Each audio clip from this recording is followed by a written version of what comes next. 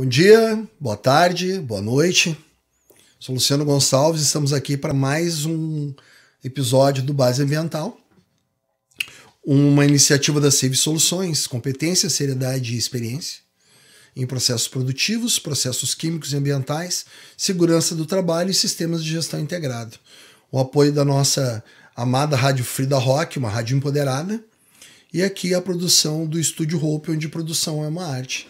No episódio de hoje, eu trago aqui para conversar com nós o Edir Fernando Vidal Couto, que possui graduação em Geografia pela Uni-La Salle e mestrado em Geografia pela URGS. Está concluindo agora um MBA em Gestão de Projetos e Sustentabilidade Ambiental na PUC. E é técnico da Companhia Rio Grandense de Saneamento, que atua nas áreas de geoinformação e cadastro técnico. Tem bastante experiência, vamos dizer, né, na área de geociências, com ênfase em geografia física, geomorfologia, análise ambiental e geoprocessamento. Estamos aqui para mais um programa sobre saneamento básico, e a gente vai bater um papo sobre drenagem hoje. Quero agradecer imensamente a presença do Fernando aqui, um amigo de longa data, um amigo de vida. Fazia muito tempo que a gente não conversava. Conversava, mas tudo longe, a gente não se via há muito tempo. Ainda mais nesse tempo de pandemia. E agora a gente está aqui, respeitando todas as condições de saúde possíveis. Queria te agradecer por essa presença nobre aí e iniciar aí contigo a palavra, que me fala um pouco hoje das tuas atividades, hoje como tu tá, um geógrafo, me fala um pouco aí sobre... Bom dia, Luciano. É um prazer estar aqui, tá? Agradeço o convite. Eu estava assistindo o programa e olhando, tá legal. Eu sempre falava pro Luciano que ele tinha um pé na comunicação. Eu achava que ele era um cara de comunicação. Lembra disso? Lembro disso, cara. Lembro disso. Então, assim, eu entrei nessa área de geografia em 96, que eu me formei, já tem um tempo aí, né? Comecei trabalhando na área ambiental, no Proguaíba. Eu me lembro disso. Foi um acaso, assim, já estava na Corsã lá, e eles precisaram de um geógrafo, e me acharam na Corsã. E aí eu me agreguei na equipe lá do programa. A gente ficou ali até início de 2000, né? A primeira atividade que eu tive no Proguaíba foi organizar a parte de geoprocessamento da Corsã. A Corsã, então, não tinha, isso era uma coisa que estava chegando assim no estado. E às vezes, talvez, um dos grandes feitos do Proguaíba, muita gente questiona o programa, né? Ele criou, né, a infraestrutura na área de geoinformação no estado. Que era precária até então. E ainda é precária. Antes disso, tu tinha ali na Metroplan, na finada Metroplan, né, que nos deixou aí na última gestão, e existia um laboratório de geoinformação, mas era uma coisa nova. A gente ia lá ver eles trabalhando, era uma coisa de outro mundo. Com o programa, o banco, na época, ele definiu que o geoprocessamento seria a ferramenta usada para medir os resultados do projeto. E aí, bom, a Corsã era uma das participantes do projeto, né? Eles criaram um programa multi-institucional, que era o Sistema de Informações Geográficas do Proguaíba.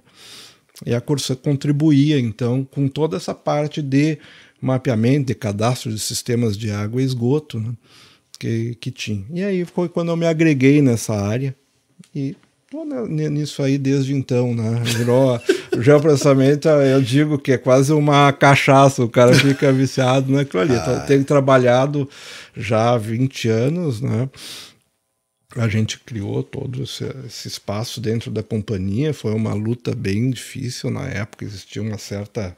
Né? Ninguém aceitava muito acreditar, né? A gente tinha, imagina que a gente saiu de uma época de um cadastro analógico em papel, né? A gente estava iniciando no CAD e daqui a pouco vem alguém falar em georreferenciamento, uso de imagem. Imagina se tivesse no futuro e falar em ArcGIS lá. Sim. Então, tu tá me mentindo.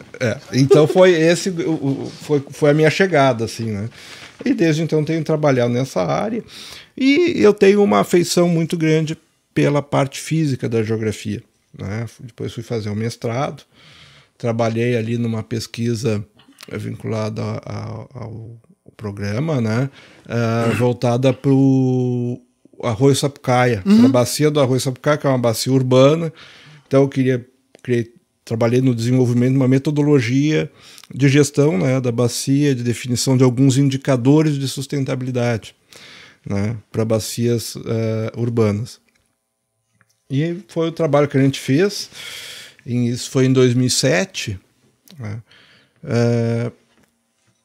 a gente desenvolveu também com o pessoal ali do La Salle um trabalho sobre as áreas de inundação, de drenagem aqui em Canoas. Vamos chegar né? E também nessa área, depois eu tive uma experiência na própria Corsã, rápida assim, na questão ambiental, e agora estou ainda nessa área de topografia, cadastro técnico, enfim, que é um dos grandes problemas, né, desse tema de hoje que a gente vai falar, né, o cadastro técnico dos sistemas de esgoto pluvial. Isso, a maior parte das cidades está passando um momento no município de Canoas, e acredito que em todo o estado, que é assim, São Leopoldo está fazendo um trabalho forte agora, que é toda essa parte de cadastro de nascente, para poder entender isso, para poder entender melhor. A gente andou discutindo no Conselho Municipal de Meio Ambiente recentemente sobre esse trabalho de entendimento das nascentes. Eu provavelmente vou te chamar para outro programa para nós falar sobre área urbana, provavelmente na segunda temporada, que a ideia dessa primeira temporada é a gente trazer conceito básico para as pessoas começarem a entender, porque é complicado, né? É complicado. Quando a gente fala, vamos olhar as criaturas aí com 30, que nem eu e tu, 30, 35 anos de experiência nas áreas, é complicado, né? E aí tu vai trazer isso para o linguajar comum para as pessoas, que nem a proposta do programa é essa.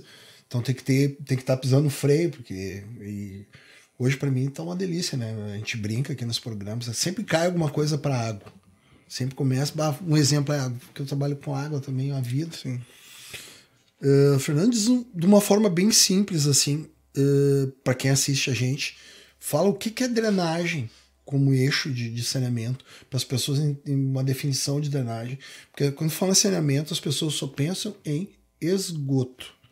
Então a gente trouxe aqui num episódio que começou esse trabalho quais são os eixos de saneamento, né? A gente fala abastecimento, fala saneamento, fala de resíduo e fala de drenagem. E as pessoas não lembram, não entendem. Fala em alagamento, ela sabe o que é, mas não entende a importância da drenagem. Pensa num conceito simples para a gente poder falar sobre drenagem hoje. Bom, a drenagem como eu digo, né, é o primo pobre do saneamento. Né? O pessoal, todo mundo fala água, esgoto, até porque tem grandes empresas vinculadas ao setor, né? E a drenagem urbana, normalmente, ela é relegada às prefeituras municipais. É um problema, né, que fica em segundo plano, ou terceiro até. Né? Bom, drenagem. A gente sempre tem que pensar a drenagem daquele conceito natural. A gente já pensa na questão da bacia hidrográfica, né? Então, a drenagem é o escoamento das águas da chuva, né? Das cotas mais altas para as cotas mais baixas. Normalmente ela funciona em função da gravidade. Né? E é o mesmo conceito de bacia hidrográfica. Tu tem uma feição do terreno delimitada pelas áreas mais altas que vão drenar essas águas. Nos municípios, dentro das áreas urbanas, né? Então tu trabalha com bacias urbanas. Né? Quando tu não tem, a topografia não ajuda, tu tem que fazer algumas obras de bombeamento. Normalmente se usa também a topografia, e tem toda uma infraestrutura associada, com bocas de lobo, sarjetas, canais, tubulações, enfim. Isso tudo faz parte da drenagem urbana. Isso que as pessoas não veem. Que as pessoas não veem, porque fica embaixo da terra. E aí começam os problemas. O Gardel teve aqui, que foi falando sobre perdas e todo o trabalho de abastecimento, né? Sim. Ele comentou que, às vezes, o problema do abastecimento tu pode resolver com mecânica, engenharia mecânica. Tu trabalhava com vazão, com pressão, reduzir a pressão, mas isso não dava visibilidade. Então, como é que o governo prefere agir? Abre o buraco e troca a tubulação, porque daí o cara tá vendo que tá tendo a obra. Isso. E aí, em vez de gastaria 1 milhão na perda, gastava 5 ou 6. Eu não me lembro se você falou no programa, nós conversamos em boxes. Sim. Então, a gente não tem noção. A gente, quando eu falo todos os usuários, não tem essa ideia de como funciona, como é. Já amarrando essa pergunta, quando a gente fala em plano de saneamento, a maioria das pessoas não sabe o que é o plano, sabe o que é um plano de saneamento, plano nacional. Como é que a gente pode explicar isso para as pessoas na tua ótica de geógrafo, de profissional da área? Como é que a gente pode fazer as pessoas entenderem? Eu acho que o teu conceito que tu apresentou de drenagem urbana tá claro, assim. Mas existe um plano nacional. Como é que a gente pode falar um pouco sobre isso? Tentar dizer para as pessoas, olha, a drenagem é necessária. Mas depois vamos chegar mais adiante, vamos explicar o porquê que tem tanto problema de drenagem. Pois, então. As pessoas, drenagem, o pessoal lembra quando tem o buraco ou quando tem enchente. Exatamente. São as não, duas e nem sabe, da... e não sabe o que é. A real é isso que a gente está tentando trazer. Tu tem um problema de drenagem. Drenagem? Entendeu? As pessoas não sabem. Então, assim, quando a gente fala, olha, tu não pode construir numa área de alagamento, numa área de cheia, numa bacia existente, num banhado, porque essa água não tem para onde ir depois. Sabe que, assim, eu quando estava fazendo o trabalho lá na bacia do Sapucaia, uma bacia urbana, são pequenos córregos, são pequenos arroios, enfim. Então o pessoal não sabe o que é o arroio, o que é o córrego, o que é o arroio... Não, é o valão. O valão. O arroio esteio, que é esteio, não sei se tem arroio esteio, arroio araçá, onde é que fica, né? O valão. Se tu falar o valão, o pessoal sabe. É o valão que a gente joga tudo que não presta. Nós temos aqui o arroio da Curitiba, que eles chamam valão da Curitiba. Valo da Curitiba. Aqui em Canoas tem aqui o araçá, que foi todo canalizado aqui no centro, né? Está numa briga disso aí. Vou ter que falar em boxe sobre. E o pessoal acha legal, né? Canaliza.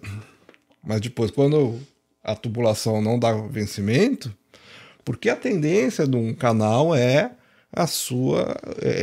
ocupar a sua área natural. E absorver. Né? A gente tem, e aí indo para a pergunta, né? A gente tem essa adoração por canalização. Isso é uma moda, pessoal. Agora até, né, então, acho que está menos, né? Mas já teve nos anos 90 era moda. Canoas fez escola, botar umas quadras de esportivo em si. Todo mundo achou foi um fechamento, em São Paulo também me lembrei. Não. Fechamento lá da... Como é que eles chamavam, cara? Da João Correia. João Correia, isso. Chamava o valão da João Valão. Sim, porque não tinha estrutura. Então, o pessoal achava assim um máximo aquilo. A Esteio fez a renaturalização, não é bem uma renaturalização, mas criou humanizou ali aquele entorno do Sapucaia ali, né, na divisa com Esteio. Eu lembro. Existem projetos de renaturalização que são bem mais amplos, né? E aí, indo para a pergunta, né, a questão do planejamento, né, do Plano Nacional de Saneamento, que foi regulamentado em 2014, eu acho, né? Ele era uma previsão do antigo Marco Regulatório do Saneamento, da Política Nacional de Saneamento, que era a 11445, eu acho, né? 11445, uma coisa assim, e de 2007, e aí teve todo um trabalho de participativo para gerar o Plano Nacional de Saneamento, que foi estabelecido em 2014.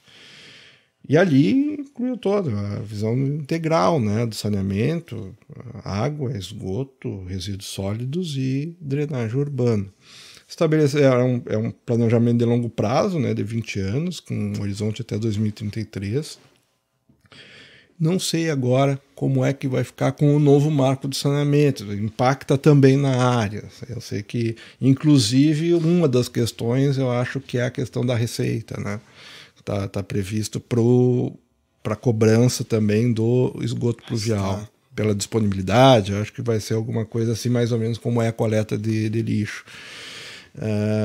Porque hoje, se nós ver assim, em termos de Brasil, dos 5.000 municípios, nós devemos ter aí uns 60% com um sistema de saneamento pluvial específico, né? Normalmente usam um esgoto misto, o valo, né? Aquela quando coisa coleta. Assim, quando coleta. Né? Tratamento de esgoto pluvial parece que é em torno de 4% que tem. Eu não trouxe ainda. São pequenos, são grandes municípios, né? Alguns grandes municípios têm algum tipo de tratamento, porque a água né, tem problema, porque a cidade, ela lava a cidade, né? E os números são terríveis. Tu tem um problema de contaminação aí. Os problemas do esgoto pluvial, tu tem um dos grandes problemas é a impermeabilização das cidades, sem regramento nenhum. Crescimento Vamos falar depois absurdo, né? Crescimento totalmente desregrado, ocupando as áreas, não só a ocupação irregular das áreas naturais, né? Dos banhados, das várzeas de rio, enfim, mas também o próprio oficial. Nós tivemos aí o Minha Casa Minha Vida. E aí eu sei porque a minha esposa trabalha nessa área e analisava os projetos. E uma pressão absurda, porque são as áreas mais baratas. E não tem um tratamento prévio, não tem... Hoje tu constrói num município, o cara vai cobrar daquele condomínio que tem uma estação de tratamento. E tu vai para o outro município, não. E aí não tem sistema de coleta. É complicado. É bem complicado. O esgotamento pluvial, né, essa questão das áreas irregulares, né, são as áreas mais baratas. Então a população pobre. E aí os projetos também oficiais, muitos deles eram feitos em áreas de alagamento. E aí vem a pressão, né, das grandes incorporadoras. Como é que tu vai fazer essa drenagem e vai fazer toda essa movimentação, deixar uma área que não era para ser seca. Eu costumo dizer muito, a água a gente não some água, né, cara? Não. A água não deixa de existir. Quando a gente fala que vai faltar água, é porque vai faltar água potável. Eu tenho trazido isso. As pessoas, não, água não vai faltar. Não, vai faltar água potável. Hoje não dá para beber. Aí tu tocou agora num ponto-chave aí, que é a impermeabilização, essa história de crescimento, né? A gente sabe quando é falta de planejamento urbano, essa impermeabilização descontrolada, a água vai para algum lugar. Difícil eu não citar Esteio, né? Que tem, eu acho que 80% de asfalto, que pro morador é uma maravilha. Pro morador que tá, por exemplo, no centro da cidade. Sim. Os caras nos extremos alaga. Até teve essa temporada aí, esse governo, o cara tem feito bastante assoreamento, né? Esse governo atual faz muito assoreamento, mas a gente sabe que nos limites do município ali é um baita problema de alagamento, tanto no Arroio Esteio quanto no Arroio Sapucaia. E é isso aí, tem a ver com a permeabilidade. Como é que tu entende, tu vê esse crescimento? Eu vi que tu tocou nesse ponto. Como é que esse crescimento, tu acha que está melhorando? O que trava isso? Né? Justamente o planejamento. Primeiro tu tem que ter um plano diretor do município para definir as áreas de ocupação, enfim. E um plano de drenagem. Se eu não me engano, é em torno de 10 ou 20% dos municípios que tem. Só piora, né? Que tem um plano, são os municípios maiores. Né? Os outros municípios menores não tem nem técnicos para elaborar um plano desse tipo. Né? A pessoa não sabe onde é que está a rede. Aí começam os problemas de alagamento. Não sabe a rede, então tem as interferências, daqui a pouco vai alguém lá e faz uma intervenção, liga o seu esgoto cloacal na rede pluvial, e aí começa a ter uma confusão e aquela rede simplesmente não funciona. Sim, a mudança é para carregar água, está carregando. Tá carregando tudo, e as prefeituras não têm como operar. Além disso, tu tem o processo todo de aceleração do fluxo da água com a impermeabilização. Sim, tu aumenta o volume da água que chegando no mesmo chega ao mesmo tempo. A vazão, né?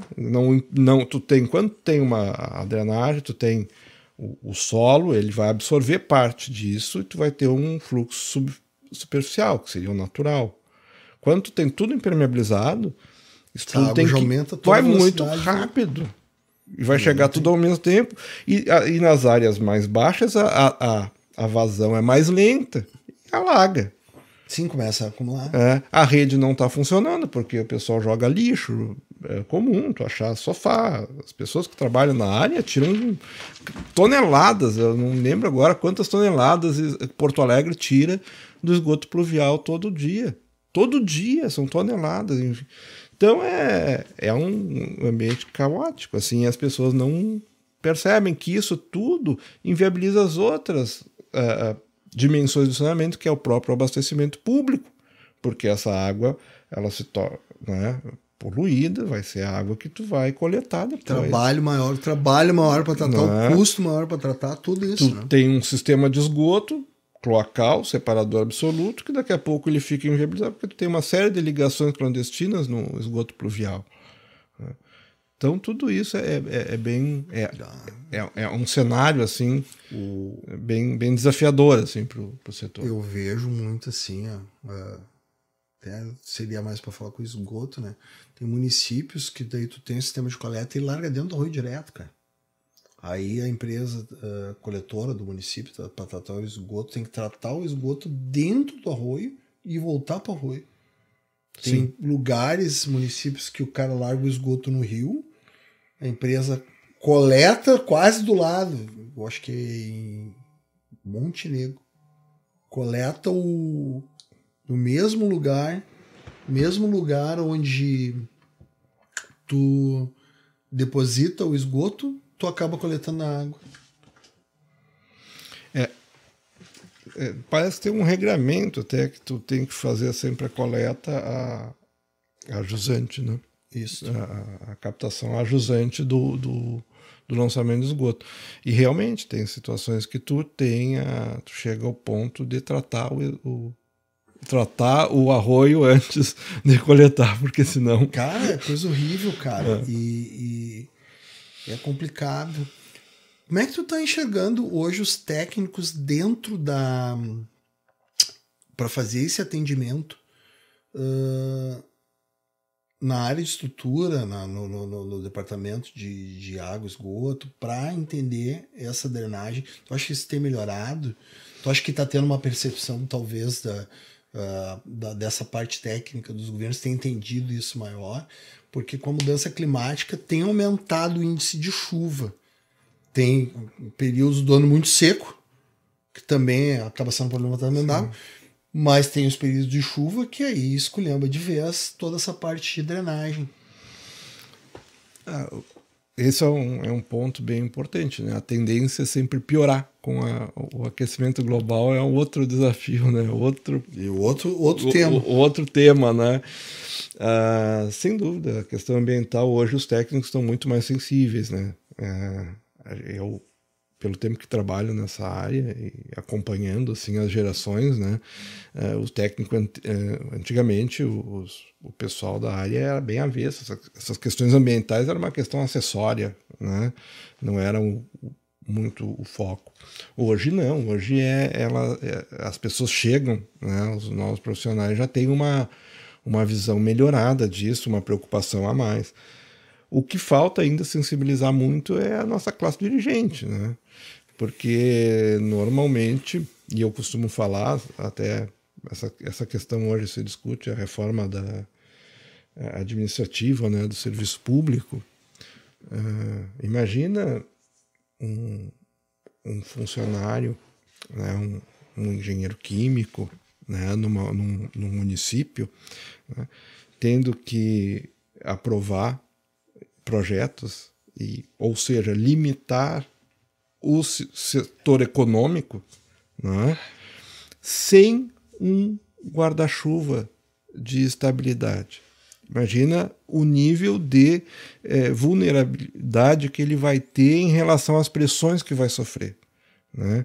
É complicado, né? É complicado. Então, quando eu digo que um mecanismo da estabilidade não é um privilégio, na verdade é uma salvaguarda da sociedade para que o técnico não sofra esse tipo de pressão. Esse entendimento é outro entendimento, talvez tenha que trazer isso à tona de outra maneira. Não é o foco do programa, às vezes, né, eu penso, mas as pessoas tinham que entender a importância do meio técnico, né? Dentro de órgãos diversos.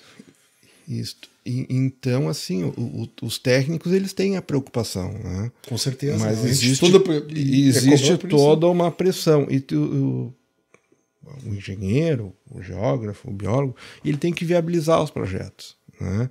E aí tem aquela questão, tu tem uma demanda muito grande de projetos, as questões de tempo, né? A gente vê o que tem acontecido, é simplificação das legislações, né? A gente passa aí por alguns desmontes, né, de estruturas, né? Uma terceirização, de repente, para as áreas que não podem ser terceirizadas. Que não deveriam ser terceirizadas, porque envolve interesse público. Então, a questão ambiental, ela basicamente é uma questão pública. Na verdade, o impacto é coletivo. É coletivo. Eu gosto de frisar isso, esse programa, a ideia de trazer isso para as pessoas entenderem, né? Um conceito antigo que se tinha na cabeça, que o ser humano está fora do meio ambiente. Não, é o meio ambiente para servir o homem, e a ideia não é essa. O homem está dentro, precisa do meio ambiente. Eu acredito também na segunda temporada a gente vai trazer para as pessoas entenderem sobre a biodiversidade, qual o impacto que isso tem na saúde. Eu fiz uma cadeira de doutorado recentemente e às vezes escapa dos olhos. Por mais tempo que tu trabalha na área, às vezes tu não entende que a estrutura que existe hoje, formada há 1 milhão de anos, quando tu começa a esculhambar, começam a aparecer as doenças. Tá? Vide o Covid. Sim. Entendeu? E aí tu começa a entender isso só estudando. E aí estudando. Isso infelizmente não está no WhatsApp, não está no YouTube, como estamos agora. Então trazer esses conceitos, esse conhecimento à tona e tentar passar uma linguagem fácil é bem complicado. É bem complicado porque não é uma proposta de vida, não é uma proposta que tem que partir, aos meus olhos, de uma estrutura de governo, entendeu? Só que a preocupação às vezes é outra, né, cara? De estruturação, de entendimento. Tem que ter uma visão sistêmica, né? Tudo está relacionado. Quando a gente fala, e aí que tá, né? O pessoal que trabalha, eu não gosto muito do termo, mas é ecologia, porque é o encontro de todos os conhecimentos, né? Para essa aplicação, a gente começa a entender que as coisas estão interligadas. Entendeu? Não tem como. É a mesma coisa. Quando a gente vem falar de drenagem aqui, a gente tem que pensar em ocupação de solo, tem que entender permeabilização, porque, que nem a gente fala, é muito bom o asfalto para quem mora, mas o impacto do asfalto, quando foi feito dentro de alguns lugares, tu acaba perdendo área permeada. E vamos falar o quê? De permeabilidade de área para te evitar ter que fazer drenar, porque tu melhor que eu, tu pode dizer, mas é um inferno tu ter que fazer uma drenagem não natural. Sim. Porque é o seguinte, tu projeta hoje é que nem projetar a estação de tratamento. Ou tu projeta para isso aqui e tu pensa que daqui a 10 anos não vai ser assim. Porque o crescimento da cidade, por isso você precisa de um bom plano diretor, como tu falou. E o plano diretor, em muitos municípios, para não generalizar em todos, mas em muitos municípios, ele é extremamente político. Eu quero pegar e quero construir. Bom, nós temos um problema clássico aqui na região, é o pessoal que mora na beira do Rio dos Sinos. Aí o cara, mas alaga aqui. Não, peraí, tu tá na várzea do rio. O rio invade essa área desde que tem rio. Sim. Ou seja, tu está no lugar errado. Tu está no lugar errado. Só que o município quer ter o crescimento, quer ter... E aí tenta suprir com bomba, só que a gente sabe aquilo que a gente fala. Beleza, vai fazer um projeto de drenagem para aquela área do cara tá aí. Mas para onde tu vai mandar essa água se tu não tem uma bacia natural? A gente entende que com o passar dos anos as pessoas começaram a entender melhor isso. Sim. Só que nós estamos em 2021, se tu não entendeu que tu vai tirar de um lugar essa água e quer mandar para o outro, tu vai ter que pensar bastante. Não é assim, ó, eu sou do partido tal, ganhei esse cargo aqui, né? É só vamos liberar. Pressionar o técnico para liberar, sabendo que tu não vai fazer. Sim. Uma das coisas, né, para viabilizar áreas, às vezes, insalubres, assim, que tem problema de alagamento, coloca uma estação de bombeamento. Coloca a estação de bombeamento. Vai bombear para onde? Só que quando chove, falta luz também, a estação não liga e as pessoas perdem tudo que tem. É dramático. Nós tínhamos a situação no Sarandi, né, um tempo atrás, até que resolveram. Mas vamos... Sarandi, bem lembrado. Vamos expandir. Cintura, né, cara? Exato. Ali na fronteira de Alvorada com Porto Alegre, ele tem um sério problema, né? Aí Porto Alegre resolveu o lado dele e jogou água toda para Alvorada, entendeu? Então tem os conflitos também.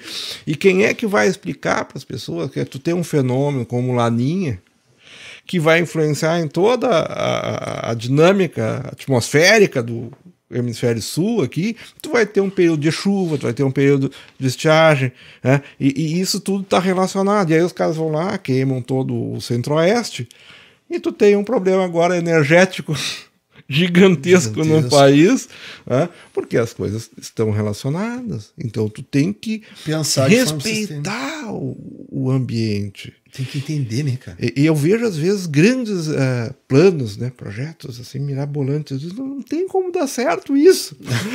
Vai dar problema. Vai mexer em muita coisa. Tem que olhar, tem que cada um olhar num cantinho e depois para pensar no todo. Então tem que ter uma outra visão, né? A gente tem que ter, e aí passa pela questão econômica, pelo modo de vida diferente, a gente tem que se adaptar, né? E olhando assim, cara, tu acha que... acho que eu até perguntei já, mas é importante, eu acho que eu soltar. Tu acha que tá tendo essa visão dos municípios, tá começando a ter compreensão?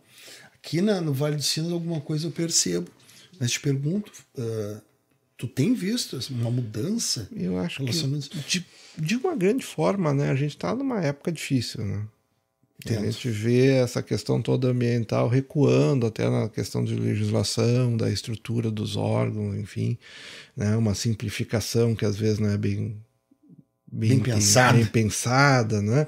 Como se a gente não tem uma tradição de reguladora, né? Então o autolicenciamento, né? Isso é um problema, cara. Até que ponto que a coisa vai funcionar, a gente tem, né? Então tem muita coisa que a gente está recuando, mas a gente vê iniciativas. E esse programa, por exemplo, é uma iniciativa, né? Tentativa. Que positiva de levar essas informações tão importantes assim para as pessoas, mas são iniciativas pontuais e não são sistêmicas, né? Não estão integradas. Então eu vejo assim, a gente tem um caminho ainda bem difícil, né? A gente no país a gente está, né, sofrendo ainda. Falta compreensão, cara. Essa barreira. A gente faz sempre assim, no final de cada episódio, a gente pergunta o que tu acha que tá. O que tu acha que a gente pode fazer para a informação chegar, ou melhorar? O que falta? Então, educação ambiental, informação, porque a gente tem acesso à informação, mas a informação não é de qualidade, melhorar a informação. Eu acho que esse é o grande segredo nosso, é esse, trazer à tona isso, tentar trazer um linguajar mais fácil para as pessoas perguntarem, cara, literalmente perguntar. Literalmente perguntar. É um conhecimento, todo esse conhecimento ambiental, a gente tem que ter uma sabedoria ambiental, né? A gente vê as populações tradicionais, eles têm. E isso tá intrínseco. no meio urbano, na nossa sociedade, essa coisa ficou de lado. A gente tem que dar uma forma de resgatar isso. É na escola, é de uma forma nas comunidades, né? Que também, né, hoje em dia, as pessoas não conversam, não se relacionam, não participam mais de associações de morador, né? Então, esse tipo de coisa tem que ser resgatado no sentido, esse espírito coletivo, né? Ele tem que ser resgatado de participação cidadã nos processos. Hoje a gente espera que as coisas se resolvam pela política, né? Ou que uma empresa vá resolver. Não, às vezes a gente precisa resgatar a participação das pessoas. Acho que isso é uma coisa que está faltando, né? Porque até pelo estilo de vida que a gente tem corrido, as pessoas esperam que as coisas se resolvam por si só, ou que, confiando na boa-fé dos políticos, na boa intenção, que podem resolver, é o caminho para resolver, mas eles têm que ter a pressão popular, a participação popular ali, né, exigindo, porque a cidadania, ela é soberana, é ela que decide o caminho. O que eu vejo por isso eu acho que tem que trazer as questões à tona, as pessoas têm que entender. As pessoas, o ser humano, né? O ser humano gosta de passar a responsa, né? Exato. Passar a responsabilidade. Prefere, isso aqui vai muito pra minha cabeça. Muito pra tua cabeça quando tua casa não alaga. Por exemplo clássico. Então, assim, como a gente vê, construir em área inadequada e aí liberarem para não perder voto. Essas coisas, entendeu? Ou para ter uma descaracterização da democracia. Não, cara. Tu tem um representante para ele te dizer assim, isso aqui que nem a gente fala, vamos falar de saneamento de forma mais global. Dinheiro destinado para saneamento é muito pouco. E o saneamento, sabendo ele, falando de forma completa, não falando só de água e lixo. Sim. Entendeu? Mas entender que todo ele acaba baixando o custo para a saúde. Entendeu? Uma área que não alaga, uma área que não traz problema. Porque se aquela área alaga, tu botou uma bomba para resolver tal coisa, para deixar tal área seca, não quer dizer que ela esteja funcionando de forma plena. Quer dizer que um dia ela pode vir a dar problema. Ou em algum outro lugar tu vai ter problema. Como a gente falou, não tem como eu tirar a água daqui, eu não evaporo essa água. E outro, se evaporar, vai chover. É isso que eu tenho. Então, se eu tirar essa água daqui e mandar... Então, essa história de planejamento é muito estranho, porque a gente foi crescendo, e, no meu entender, o planejamento das cidades, hoje a gente fala em cidade sustentável, é uma coisa nova. E nós estamos em 2021. Já é complicado, tu tem um plano diretor que é revisado, e aí a gente ainda está no Rio Grande do Sul, que tem muito espaço ainda. Dá para organizar coisas melhores, mas as pessoas têm que entender por que eu tenho uma APP, por que esse condomínio aqui está aqui e vai descartar no arroio direto, que tem que ter um tratamento prévio e tem que ter uma bacia de amortização, como em Porto Alegre. Porto Alegre pede bacia de amortecimento para vários projetos. Sim. E isso é um pepino. É um pepino, sempre é um pepino. Porque daí tu tem que ter o projeto, tu tem que ver se instalou, tu tem que ver se está certo. E as pessoas não sabem disso. E a bacia de amortecimento é parte da drenagem urbana no município. Exatamente. Que ela não pode largar uma vazão direta. Aí o cara que está construindo diz, mas isso é muito caro. E o projeto é tal. Então, tu tem que adequar aquele projeto para atendimento. Então, isso é um trabalho altamente técnico e caro. Sim. Que, não, mas eu fazia tal coisa. Não, mas eu não precisava disso nos anos 70. Sim, nos anos 70 eu tinha 1/3 de quem morava em Porto Alegre do que tem hoje. Exato. E muito daquela época são os problemas que a gente colhe hoje, né? Como tu enxerga esse entendimento tu falou do plano diretor? Tem muita gente falando sobre áreas sustentáveis, projetos sustentáveis, cidades sustentáveis. A gente viu, no teu entendimento, e eu concordo contigo que a dificuldade dessa criação é muito grande, né? Dessa percepção. Tu acha que a cidade sustentável vai ser um fato? Vai ser um jardins com áreas permeáveis melhores? A gente sabe que se for fazer isso, por exemplo, numa cidade já construída como Porto Alegre, vai ter que ter uma quebraçada de piso, vamos falar de esteio, esse entendimento. Como é que tu enxerga isso, cara? Bom, é uma inovação, né? A gente tem que haver as mudanças, né? Tem que partir de um ponto. Hoje existem tecnologias, né? Esses prédios, né? Com sustentáveis que fazem aqueles telhados verdes, enfim, tem uma série de pisos, né? Com mais porosidade. Tudo. Né? Eu acho que a gente, como eu falei, tem que ter um início, talvez a gente seja ainda muito incipiente. Agora, uma coisa que passa também é colocar limites, né? Limites para esse crescimento urbano. Acho que a tendência, aqui em Porto Alegre, eu acho que a gente até já chegou num ponto, assim, né? A cidade não tem, assim, um crescimento populacional acelerado, né?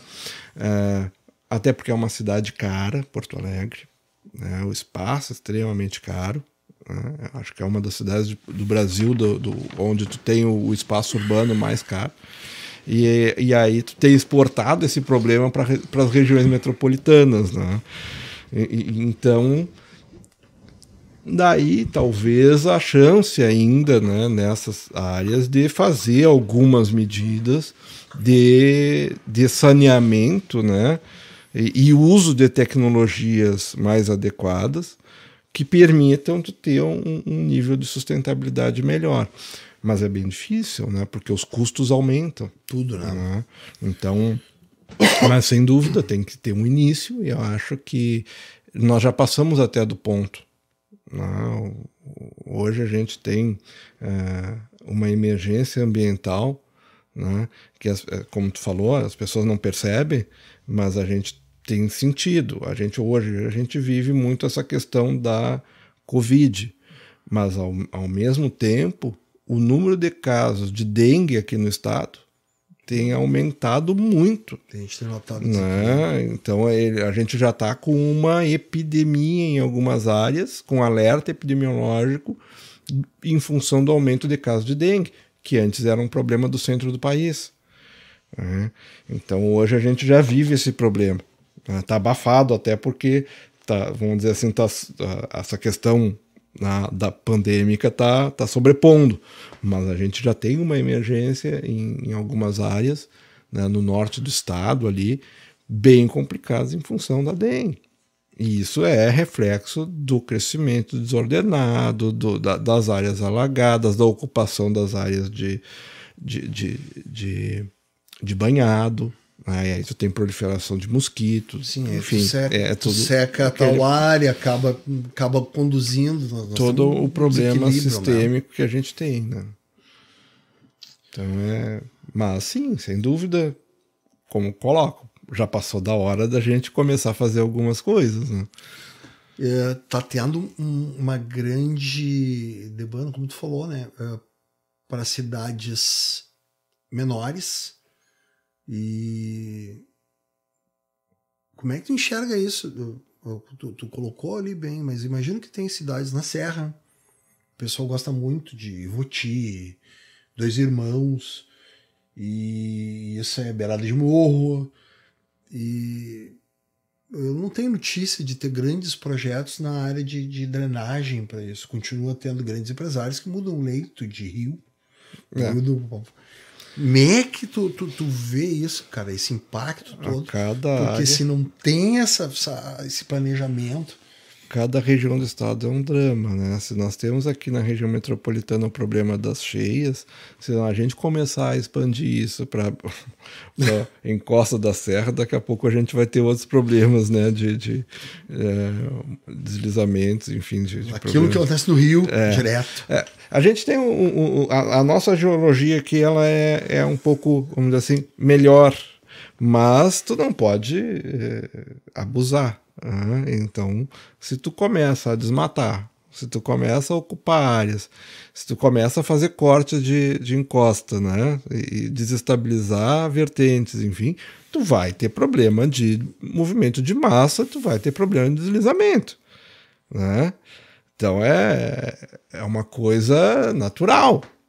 É mais ou menos como o cara que está ocupando o lugar errado no rio. O cara está morando pendurado no morro, ele vai ter problema, né? Ele está lá na encosta, lá num ângulo lá desfavorável de declividade. E aí ele resolve fazer um corte no talude. Já não segura mais nada. Bom, aí ele desestabilizou todo o sistema e tu vai ter deslizamentos. Isso aí. Hoje a gente ainda não tem assim um problema grave nisso, mas se tu começar a expandir essas áreas, e eu sinto que isso tem acontecido ali na Serra, né, que é a área de expansão, acho que o aglomerado urbano ali, né, do Nordeste ali. Canela, Gramado, muita gente sim, morar, né? Gramado e Canela explodiu, né, a questão imobiliária. Né? E o prefeito anterior de Gramado, eu agora não vou lembrar o nome dele, é bom não lembrar. Ele já tinha criado uma situação de tentar travar novos empreendimentos, né? Eu não sei como é que ficou, agora houve a mudança de administração, mas eu sei que eles estavam travando os empreendimentos em função do crescimento absurdo que teve a cidade. A ponto de ter problemas aí de abastecimento, de ter uma série de problemas, né? E uma população flutuante absurda também, então já era um problema histórico. Difícil de planejar dentro desse contexto. Né? E toda aquela região é uma região muito valorizada do ponto de vista turístico, paisagístico, enfim, e aí vem os grandes empreendimentos, né? Bom... É aquele problema, né? Ou a gente muda essa postura de consumo, acaba voltando para a sustentabilidade. Não, ou as coisas não têm. Tudo tem um limite, né? E esse ponto de partida, né, cara, acaba resumindo, o grande resumo de tudo, como sempre, a gente traz os programas aqui. O crescimento exagerado exige tu ter um projeto, sempre projeto de drenagem urbana gigantesco. Como restringir isso tudo, cara? Como conseguir manter, talvez seja realmente redução de consumo, pensar nisso de uma forma global, como a gente pode pensar nisso de forma maior, macro. Esse ponto que tu colocaste do consumo também já batemos até, cara, que talvez tu tenha que entender que menos é mais, talvez tenha que fechar a cidade que eu digo no sentido de reduzir o crescimento exacerbado de uma cidade, ter esse planejamento. Só que isso perde voto, né? Porque o lojista quer a casa cheia. Se vai cair a casa dele no outro dia, ele nem parou pra pensar. Porque ele quer, como todo mundo, né, cara? O cara quer dinheiro, quer crescer, mas e vai morar onde depois? Ou o cara quer ter uma lojinha em Gramado e morar em Morro Reuter. Entendeu? Cara, é muito, muito interessante esse ponto de vista, né? Para essa compreensão, acho que esses são os grandes desafios para todos entenderem que o crescimento o crescimento em demasia às vezes não é natural, né? Não é. Nós vivemos num sistema, né, que ele eu digo, anômalo. Né? O sistema econômico nosso ele é anômalo, porque ele prevê um crescimento ao infinito. E não vamos ter planeta mesmo. Nós não vamos ter. Hoje a gente tem, né, aquela contagem do uso dos recursos e a gente chega no meio do ano e já usou os nossos recursos agora. Agora a gente já está usando da próxima geração. Essa questão, assim, para te ter a sustentabilidade dos assentamentos humanos, tem que ter, primeiro, o planejamento é imprescindível, né? Você tem que ter um planejamento voltado para essa questão ambiental, como dar um enfoque especial para isso, não secundário. Normalmente é secundário, é visto como um obstáculo, né? Não, tu tem que ter isso. centrado como um foco principal, né? Reduzir a ocupação de áreas impróprias, né? Deixar o banhado. A gente tem um país enorme em termos de área, né? Nós aqui no país, nosso país é mais delicado ainda, né? Não era para ter esse problema de ter que ocupar o banhado, enfim. Tentar evitar essas coisas, quando não, tentar remediar usando as técnicas, né, de forma adequada, né? Mas fundamentalmente tentar, como tu colocou, né, o menos é mais, não, vamos cuidar desse consumo, né, essa coisa. Hoje as pessoas, o automóvel já está virando serviço, né, tem aquela ideia assim de transformar em serviço, mas a gente vive ainda um sistema que as pessoas querem ter 4, 5, 6 propriedades. E às vezes a gente está aí, se depara com as pessoas sem condição de viver minimamente, né? Então tem que haver uma reforma urbana, né? Tem que haver políticas de habitação, né? Isso tudo passa por uma consciência que tu tem que criar, participativa das pessoas, né? Buscando junto a esfera política, né, uma solução para esses problemas. Tu tem na Constituição a questão do saneamento, a questão da habitação, saneamento, habitação, agora tem mais um item agora que fugiu, tá? Mas são questões fundamentais, saúde, né? Saúde. São questões fundamentais, né? Que as pessoas não podem viver sem isso. Então, então se nós chegamos num nível tecnológico, né, no século XXI, tecnológico, nível de consumo, que a gente tem assim, uma capacidade técnica e uma capacidade de produção tão grande, e a gente não conseguiu resolver ainda os problemas mais básicos das populações, né? Bom, tem que haver um exemplo clássico dessa pandemia, né? Uma pandemia foi um exemplo clássico. E aí a gente teve um tempo hábil, que foi maior, acho, de toda a história da humanidade, para descobrir uma vacina, que não é 100% efetiva, continua no período antigo, vai ter que levar um tempo para produzir uma vacina, mas ela não é 100% eficaz. Sim. E o desafio novo para a gente ter essa compreensão, todo esse desenvolvimento, entender isso tudo, amarra a gente às coisas, a erros que fizeram civilizações naufragar no passado. Fernando, foi muito bom conversar contigo. Acho que foi esclarecedor, né, para as pessoas entenderem um pouco sobre drenagem e mais um pouco sobre saneamento. Acho que foi importante essa tua vinda aqui, a gente conversar um pouco. Tem alguns projetos andando na região aqui, sobre o Fórum do Arroio Sapucaia, que eu acho que vai ser interessante, tá? Até de repente tu participar. Vou conversar com o pessoal sobre isso. Com certeza vou te chamar outras vezes para nós conversarmos. É muito bom a gente conversar sobre a parte de bacias internas. Tem outros colegas legais de trazer para te conhecer, que é o Daniel, que é biólogo, mas é um cara muito envolvido com nascente, professor Inês. São pessoas que vieram já aqui. Sim. Acho que daqui a pouco a gente tem um programa maior para a gente conversar sobre essa ideia. Eu achei importante tu vir para as pessoas começarem a enxergar o acúmulo, as bacias internas e o que é a drenagem que existe em todos os municípios, de uma maneira boa ou de uma maneira ruim, porque é necessário justamente por essas construções irregulares ou não planejadas, até regulares, mas mal planejadas, que eu tento enxergar, sempre tentando ser positivo, enxergar que está tendo um movimento para isso.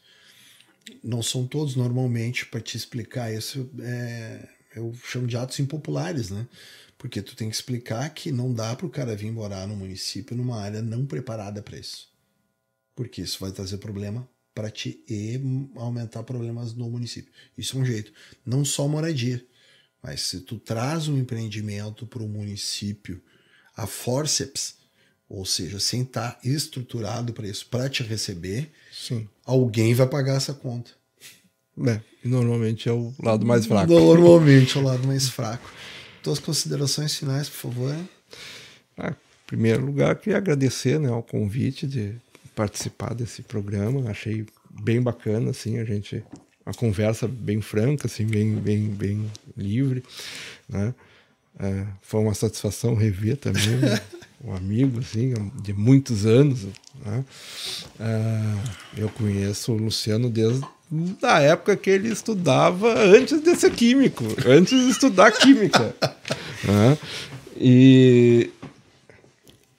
E assim, acho que é uma iniciativa louvável, é esse tipo de iniciativa que me dá esperança. Uhum.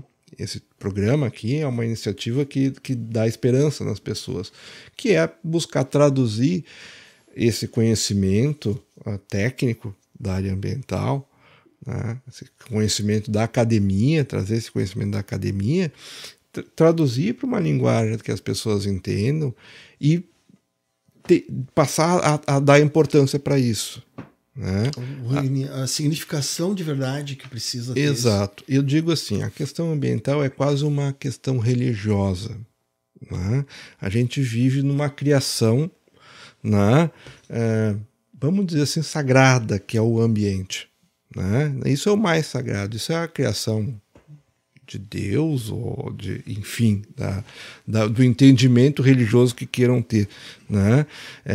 É uma criação única e é a nossa casa, né? É o nosso ambiente, é o nosso mundo. Então, se nós não formos capazes de preservar isso, nós não somos capazes de nada, né? Nós vamos perder tudo. Então a gente tem que ter essa ideia. A ideia é que tu pensa, tu não tá, meu, que vai ter os teus, vão estar aqui, né? Coletivo, isso aqui é uma coisa para sempre, né? E isso aqui é o mais sagrado que tem, né? Então, acho assim muito legal, acho importante, e é isso que dá esperança para a gente, né? É isso que move a gente a trabalhar, né? Tentar sanar e também atender a sociedade. Eu trabalho no setor público, sempre tenho uma satisfação muito grande. Trabalho com topografia, como eu falei, né? Então eu costumo dizer assim que a gente chega antes, né? A gente é a turma que chega antes. Então, quando não tem água ainda, é uma satisfação muito grande quando tu vê as pessoas felizes ali que vai chegar uma rede de água. Oba, a Corsã vai atender, né? Não posso falar. A companhia tá tendo abastecimento. A companhia vai atender. Então a água vai chegar. Que bom, né? E eu acho que quando o conhecimento chega também a gente tem que comemorar, né? A gente tem que não é o conhecimento formal da escola, mas é aquele conhecimento que leva esperança, leva uma visão diferente de mundo para as pessoas. Bom, obrigado mais uma vez. Então, eu queria agradecer a presença do dia Fernando Vidal Couto, geógrafo, meu amigo, pelas grandes contribuições. Queria agradecer, então, encerrar esse programa, agradecendo a Save Soluções, competência, seriedade e experiência em processo produtivo, processos químicos e ambientais, segurança do trabalho e sistemas de gestão integrados. Agradecer o apoio da Rádio Frida Rock, uma rádio empoderada, e ao Estúdio Hope, a nossa casa, onde a produção é uma arte. Obrigado e até semana que vem.